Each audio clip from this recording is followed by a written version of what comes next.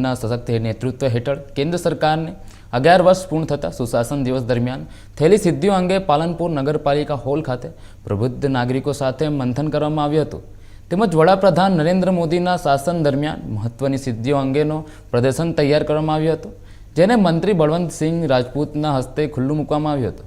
આ પ્રસંગે જિલ્લા ભાજપ પ્રમુખ કીર્તિસિંહ વાઘેલા, પાલનપુરના ધારાસભ્ય અનિકેતભાઈ ઠાકર, માંડવીના ધારાસભ્ય અનિરુદ્ધભાઈ દવે, વાવના ધારાસભ્ય સ્વરૂપજી ઠાકોર સહિત મોટી સંખ્યામાં પ્રબુદ્ધ નાગરિકો તેમજ ભારતીય જનતા પાર્ટીના હોદ્દેદારો અને કાર્યકરો ઉપસ્થિત રહ્યા હતા।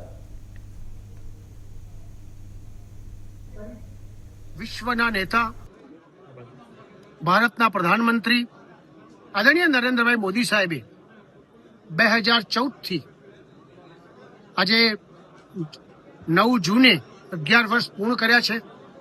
11 વર્ષમાં અનેક પ્રકારના વિશ્વએ નોંધ લીધી હોય એવા અનેક પ્રકારના ભારતના વિકાસના કામ કર્યા છે। આજે સ્વર્ગસ્થ જવાહરલાલ નહેરુજી હતા, અમને 18 વર્ષ શાસન કર્યું હતું। સ્વર્ગસ્થ વડાપ્રધાન ઇન્દિરા ગાંધીજી હતા, એમને 16 વર્ષ કર્યું હતું અને આજે પ્રધાનમંત્રી નરેન્દ્રભાઈ મોદી સાહેબે 11 વર્ષ કર્યું છે।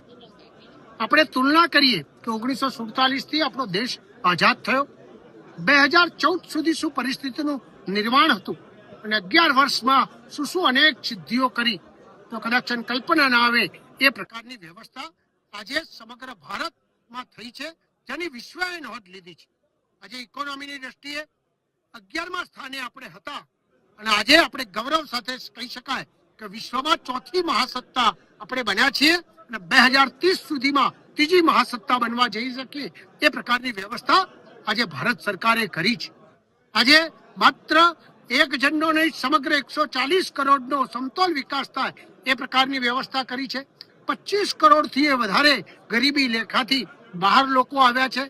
સમગ્ર લોકોનો કેવી રીતે વિકાસ થાય, ચાહે શિક્ષણ ક્ષેત્રે હોય, આરોગ્ય ક્ષેત્રે હોય, આજે ઉદ્યોગ ક્ષેત્રે હોય કે રોજગારી ક્ષેત્રે નવા ક્ષેત્રો ઉભા કરવાના હોય, એવી અનેક પ્રકારની વ્યવસ્થા કરી છે।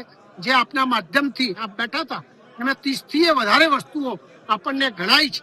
કોઈ પણ ગરીબ માણસ ક્યાંય પણ ના રહી જાય, 4 કરોડથી વધારે લોકોને ઘરનું ઘર પ્રાપ્ત થાય એ પ્રકારની વ્યવસ્થા કરી છે। આજે 12 કરોડથી વધારે ઉજ્જવલા યોજનાની અંદર વ્યવસ્થા કરી છે। 15 કરોડથી વધારે નલ સે જલની વ્યવસ્થા કરી છે। આવી અનેક પ્રકારની સિદ્ધિઓના કામ કર્યા છે।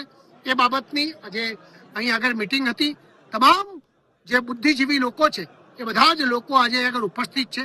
એનું ફંક્શન છે, અહીં આગળ જે 11 વર્ષમાં જે કર્યું છે એનું પ્રદર્શન પણ એ સારી રીતે ગોઠવ્યું છે।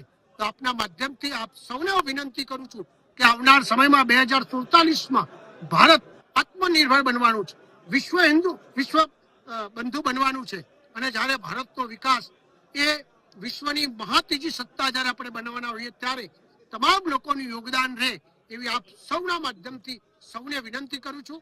આજે આટલી મોટી સંખ્યામાં અહીંયા આગળ જે પધાર્યા છે એ બધા મેસેજ લઈને જાય એ વિનંતી।